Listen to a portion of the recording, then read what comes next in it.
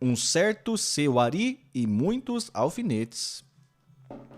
Geralmente são as palmas que servem como espécie de alavanca para um artista dar aquele salto e conquistar um brilho maior diante da plateia. No caso da estreia de Elsa no rádio, foram as risadas que a empurraram para a frente. Ou melhor ainda, as gargalhadas. Era só isso que eu via quando subiu ao palco da Rádio Tupi. PRG3, ou só G3, como era chamada carinhosamente pelos locutores, num estúdio que era mais um auditório no centro do Rio de Janeiro. A viagem de ônibus tinha sido longa e o motivo dela ter de se ocultado. Disse aos meus pais que ia visitar meu filho, explica Elsa, referindo-se a Gerson, que desde pequeno era cuidado pelos padrinhos em Santa Teresa. Mas, na verdade, Elsa tinha saído de casa para cantar pela primeira vez para um público. Dona Rosária talvez tivesse estranhado a roupa que Elsa escolheu para sair de casa. Naquela adolescente que mal chegava aos 40 quilos, a camisa branca deixava muito tecido sobrando naqueles braços finos, e saia escura. Bem, essa era alguns números maior do que aquele corpo podia segurar. Uma faixa brilhante na cintura não era capaz de impedir que aquela quantidade de pano ficasse firme. E foi preciso que Elsa enchesse a peça de alfinetes, assim como faz com a camisa, para que tomasse alguma forma. Os cabelos, presos em duas bolas laterais, no estilo Maria Chiquinha, também davam um ar de improviso. Mas, além de realçar a juventude daquela caloura, trazia uma vantagem fundamental para ela. Deixava o pescoço esguio de Elsa à mostra e realçava seu rosto, que já ensaiava um jeito de mulher. Nem por isso ela se sentia mais atraente. Eu estava mesmo muito mal vestida, péssima na apresentação, descreve Elsa. Eu saí pregando alfinetes naquela saia, improvisando com todos os que conseguia pegar na casa da minha mãe. E o cabelo ficou como eu sempre o penteava quando eu queria parecer um pouco arrumada. Aquele cabelão duro não tinha muito jeito, era fazer duas bolinhas e amarrar com um lacinho. Mas o visual era o que menos preocupava a Elsa naquele dia. O importante era cantar, e passar pelo menos no ensaio para chegar até o seu Ari, que não era ninguém menos do que Ari Barroso. Seu programa de calouros era um sucesso desde a década de 30, quando estreou no Rádio Cruzeiro do Sul o programa Hora dos Calouros, na Tupi, denominado Calouros em Desfile. Tornou-se a referência obrigatória de todo o universo de entretenimento que girava em torno do rádio. Em 1953, ano em que Elsa cometeu a ousadia de encarar um auditório, Calouros em Desfile já era um clássico. O modelo do programa não era uma novidade. Copiado do formato americano, sua estrutura não poderia ser mais simples. O calouro subia ao palco, jogava uma conversa fora com o apresentador, que quase sempre se aproveitava do simplório candidato para fazer alguma graça, e em seguida mostrava seu talento no gogó, como dizia. Na maioria das vezes, ele ou ela estava lá para cantar, mas não era incomum ouvir pessoas que iam lá imitar vozes conhecidas ou sons de animais, ou até mesmo apresentar números circenses que teriam apelo certamente num picadeiro, mas sucesso duvidoso num veículo que só podia transmitir o som. Ah, tem imagem aqui, gente. Vamos lá. Olha lá. Ari Barroso no programa Calouros em Desfile, da Rádio Tupi em 50.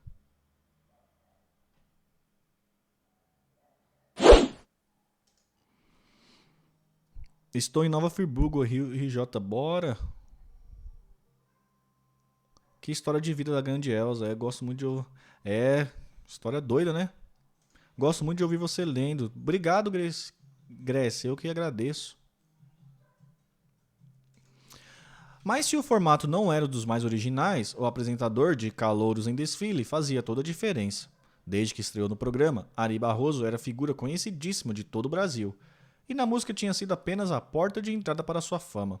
Nascido em Ubá, Minas Gerais, Ari foi para o Rio aos 17 anos e tornou-se um dos compositores mais requisitados pelos artistas, o favorito de Carmen Miranda e o mais querido pelo povo.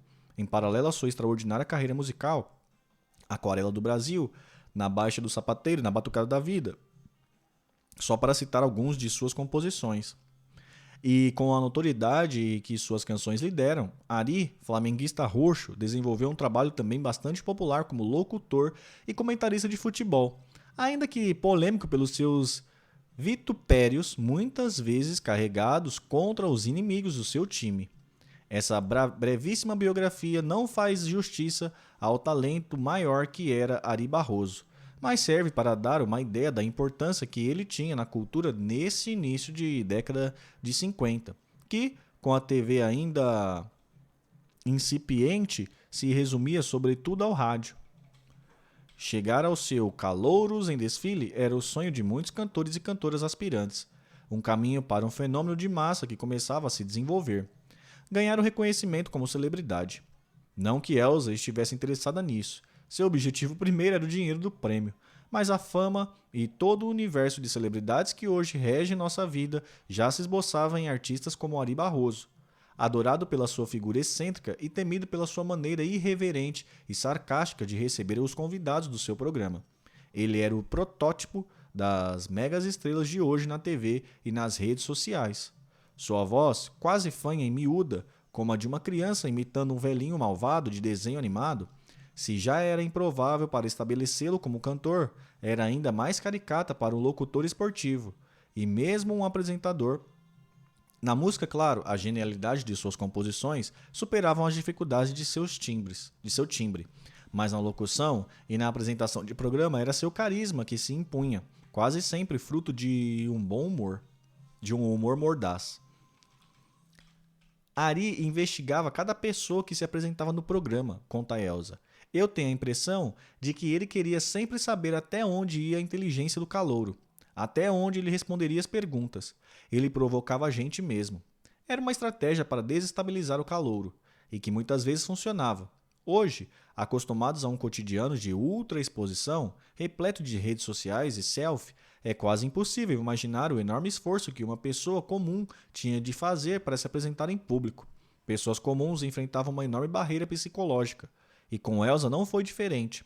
Até chegar ali ao palco com o seu Ari, ela já havia vivido tanta pressão na inscrição, nos ensaios, nas desculpas que teve que dar para sair de casa, no próprio bastidor do programa, que a acidez do apresentador, quando finalmente confrontada, era quase um alívio. Elsa começou a sofrer no teste, que acontecia horas antes de começar o programa, transmitido ao vivo. A gente ensaiava sem plateia, com os músicos sob o comando do Claudionor Cruz, talentoso compositor e violonista. O difícil era começar, mas bastava cantar um pouquinho que Claudionor já dava uma avaliada. Tenho a impressão de que ele já passava para o Ari quem era bom ou não, quem ele poderia considerar para a nota máxima ou chamar simplesmente para a plateia rir daquela apresentação.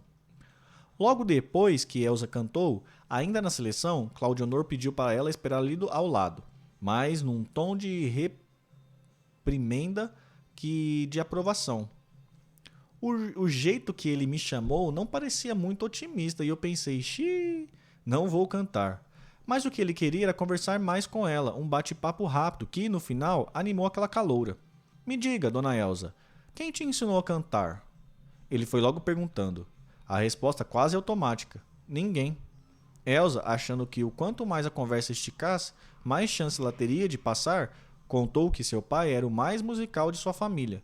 Ele é bom nisso, toca até trombone. A estratégia parecia estar funcionando, pois, depois dessa conversa rápida, Claudionor acenou com uma esperança, ainda que em tom de brincadeira. Eu acho que você vai ganhar a nota 5. Elsa estava enfim selecionada para cantar, mas a pouca confiança que ela havia juntado foi indo embora à medida que se aproximava a hora de se apresentar ao vivo.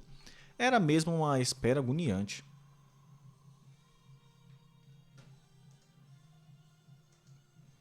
Enquanto sua vez não chegava, Elsa mal ouvia os outros calouros que se apresentavam antes dela, de tão nervosa que estava. Ari, como sempre, fazia o possível para desnortear os candidatos, pontuando com gracejos e até chacotas mais fortes a apresentação de todos que chegavam ao palco. Ele não perdoava ninguém. Certa vez, uma cantora Carola, que fazia o sinal da cruz várias vezes antes de cantar, ouviu do temido apresentador que ela estava se benzendo demais. Outro calouro, que de tão tímido mal fazia sua voz ser ouvida depois da introdução da música, que foi interpretar, recebeu logo um comentário ácido, antes da segunda tentativa. A sua voz não foi na música, então a gente tem que trazer a música até sua voz, é isso? Quase no mesmo tom, Ari Barroso intercalava mensagens do patrocinador, lidas com seriedade e convicção. Todd, o melhor amigo das crianças, mas logo vinha uma outra vítima do apresentador. Seus queridos ouvintes, ligados no aparelho de rádio, que nessa época ficava em lugar de honra na sala de estar. Logo depois do jantar, queriam saber quem era a próxima atração, pois, brincadeiras à parte, a música era tratada com respeito no programa de Ari. A gente tinha de dar nome dos autores das canções antes de cantar, lembra Elsa. E acho que isso era uma coisa importante. Aliás, até hoje eu acho que seria válido saber quem são os autores dessa ou daquela música. Mas esse hábito infelizmente se perdeu. Ninguém mais se lembra de fazer um gesto como esse. Nisso, Ari era generoso. Entre os compositores e poetas anunciados, de vez em quando o apresentador fazia questão de chamar a atenção quando identificava um conhecido. Ah, queixumes, do Noel Rosa, dizia mostrando intimidade. Outras vezes demonstrava surpresa e alfinetava o calouro. Uma noite perguntou com um tom incrédulo: "Você vai cantar um samba de breque do Moreira da Silva? Tem certeza?" E o que o candidato a cantor cantou mesmo foi "Vivo Cansado", de José Caetano e José Moreira, que não era o da Silva. No geral, o clima era de informalidade, pelo menos para a plateia. No seu cantinho na coxia, aguardando sua vez, Elsa continuava nervosa, até ouvir seu nome, Elsa Gomes da Conceição. Chamou a Ari num tom meio empolado, mas de galhofa. E foi a caloura entrar no auditório que o público começou a rir de sua figura esdrúxula. Elsa era uma adolescente linda, mas embalada, num traje que, no primeiro impacto, só poderia ser cômico. E estava, sim, mal ajambrada, mas era sua melhor tentativa de ter uma boa aparência. Entrei segurando minha roupa para ela não desmontar e arrastando uma sandália muito vagabunda, que era a única que eu tinha. E o Ari logo me olhou com aquela cara de quem ia aprontar alguma comigo.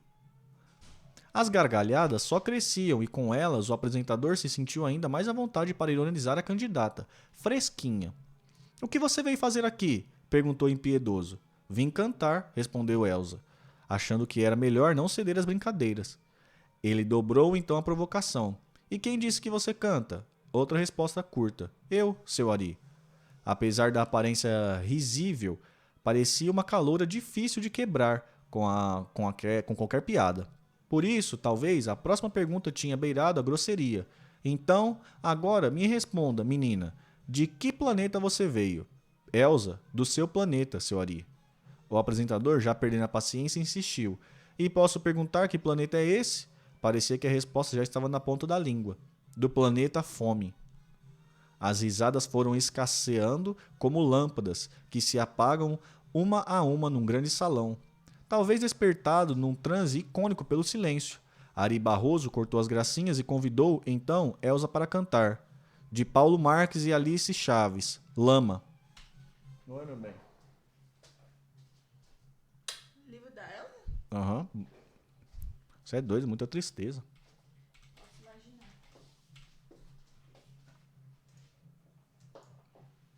Tô atrapalhando ou tô falando? Não, tá não.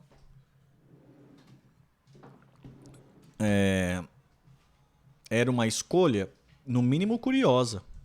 A gravação original, de 52, foi um sucesso enorme na voz de Linda Rodrigues, mas a letra de Lama era tristíssima, de uma falta de autoestima que, talvez de maneira não calculada, acabava refletindo o que ela sentia por dentro.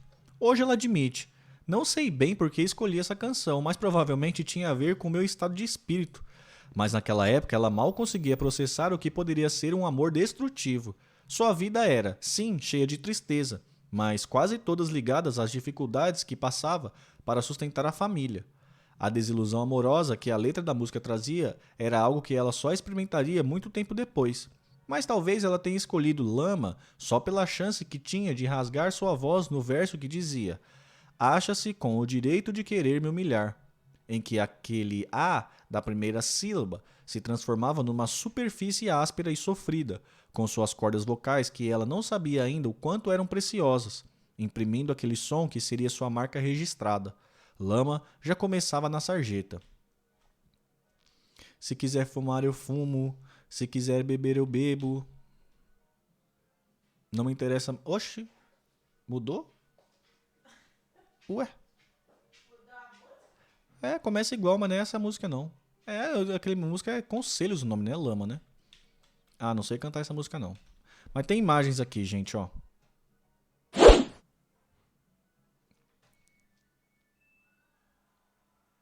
Imagens, me dê imagens. A jovem cantora Elza Soares na década de 60 já. God Elza.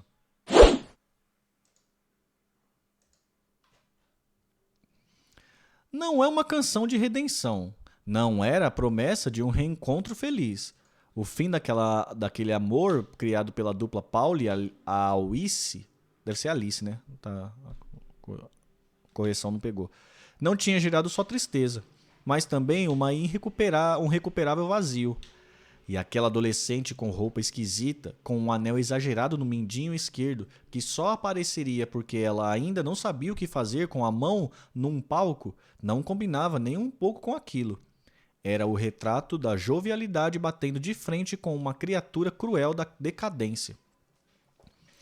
Com uma caricatura cruel da decadência, até o mais amargo fim da última estrofe. Se eu errei, se peguei, não importa. Se a teus olhos eu estou morta, para mim morreste também. Silêncio no fim da música. O tempo todo que eu estava cantando me lembrava de que a qualquer momento aquele gongô poderia tocar. Ari Barroso geralmente ficava sentado atrás do calouro e o fim da apresentação era indicado apenas com um gesto de sua cabeça para o ator que estava ali fantasiado de tocador de gongô. Era Tião Macalé, que acompanharia Ari nesse papel até quando seu programa se transferiu para a televisão. A mesma mídia que, uma geração ou duas depois, fez de Macalé um meme antes mesmo de isso existir. Foi ele quem imortalizou o bordão. Ih, nojento. Tchan. Um pouquinho antes de cantar, Elza, que ainda procurava uma desconstrução depois de ter encostado o apresentador na parede com sua resposta sobre o planeta Fome, brincou com Tião. Você não vai bater esse pau grande pra mim, não, né? Mas ele só estava lá para obedecer o olhar de Ari Barroso. Esperar um sinal que até o fim de Lama não veio. O gongô, ao longo de toda a canção, não soou. Ainda no silêncio, enquanto algumas palmas eram ouvidas no auditório, o apresentador levantou-se solenemente, colocou o braço esquerdo no ombro de Elza e disse bem perto do microfone: Senhoras e senhores, nasce uma estrela. Depois do decreto, só se ouviam palmas. Em inúmeras entrevistas que deu na sua carreira, ela conta que recebeu a frase do apresentador como uma piada. Fiquei com medo de ele estar falando sério. Será que uma estrela tinha aparecido no céu? E se ela caísse na minha cabeça? Poderia me matar ali mesmo. Mas essas gracinhas servem apenas como um disfarce para a enorme emoção que Elza sentiu naquele momento. A nota 5 que ela acabava de ganhar não significava o começo de uma carreira. Isso só viria lá para frente. Mas a grande importância daquele momento, vale insistir, era mesmo a comida que ela ia conseguir comprar com o dinheiro